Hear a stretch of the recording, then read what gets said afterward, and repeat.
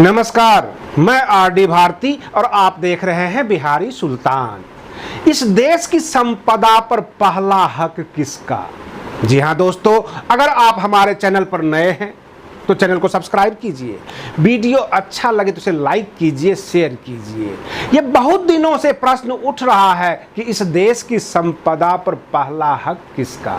पूर्व प्रधानमंत्री मनमोहन सिंह जी ने कहा था कि इस देश की संपदा पर पहला हक अल्पसंख्यकों का है और देश का संविधान ये कहता है कि इस देश की संपदा पर भारतीय नागरिक का पहला हक। ये जो है विवादों का विषय रहा है, परंतु मैं आपको बता देता हूं, आजादी के वक्त यानी 1964 से पहले सदन में डॉक्टर राम मनोहर लोहिया जी ने प्रश्न किया था नेहरू जी से कि भारत की आम जनता एक दिन का जो खर्च है उसका खर्च है 3 आना, यानी 1 आना में 4 पैसे। तो 3 आना उस वक्त के भारतीय नागरिक का एक दिन का खर्च हुआ करता था और उसके अनुपात में नेहरू जी का एक दिन का खर्चा था 25,000 रुपये।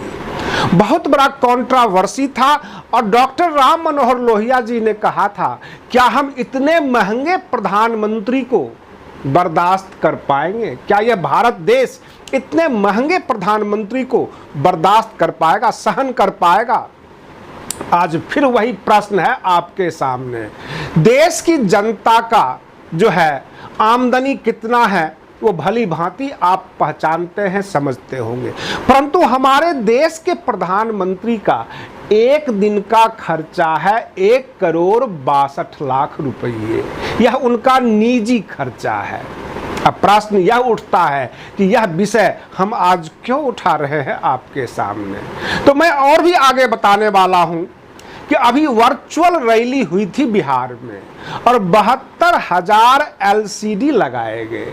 वर्चुअल रैली का मतलब यह है, आप समझते होंगे ये वर्चुअल शब्द क्या है।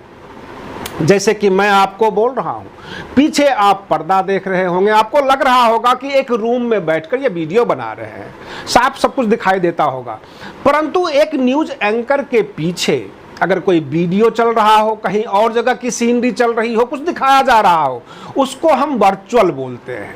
ठीक उसी तरह हमारे देश के गृह मंत्री जब रैली कर रहे थे यानी भाषण दे रहे थे तो उनके पीछे पूरी उपलब्धि का एक वीडियो चल रहा था कि 6 साल में कितने इन्होंने तीर मारे हैं। अब प्रश्न यह उठता है कि एक LCD पर खर्चा 20,000 का आता है और 72,000 LCD अगर लगाए जाते हैं तो उसको मल्टीप्लाई कर दीजिए, उसको गुना कर दीजिए तो करीब 144 करोड़ के करीब बनता है। और एक ट्रेन को अगर दिल्ली से बिहार भेजते हैं श्रमिक भाइयों को ढोकर तो उस पर 8 लाख रुपये का खर्चा आ जाता है।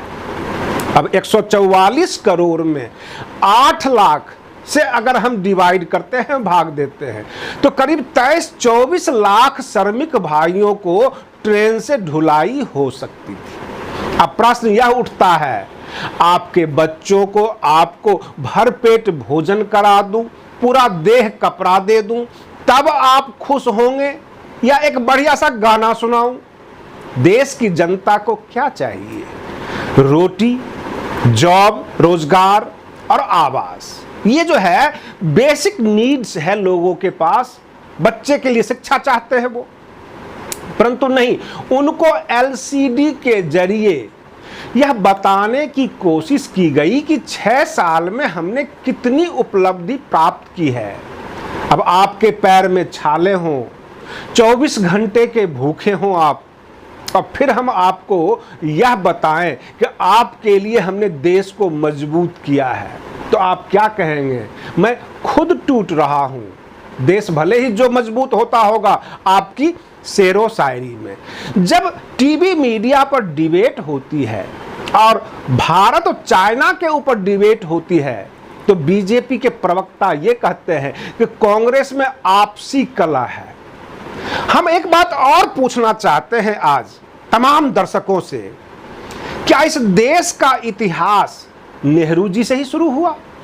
अगर नेहरू जी से शुरू हुआ तो हम हर बात में नेहरू जी को ला सकते हैं, अगर बीजेपी ये कहती है कि इस देश में महाराणा प्रताप भी हुए, अशोक सम्राट भी हुए, चंद्रगुप्त भी हुए और मुगल भी हुए, बार बार ये झगड़े आते हैं, तो इस देश की कमजोरी में सम्राट अशोक अथवा महाराणा प्रताप का जिक्र ना आकर जब भी प्रश्न पूछे जाएं तो नेहरू जी पे आके अटक जाते हैं और ऐसा दिखाते हैं कि शुरुआत ही इस देश की बुनियाद ही नेहरू जी से शुरू हुई है।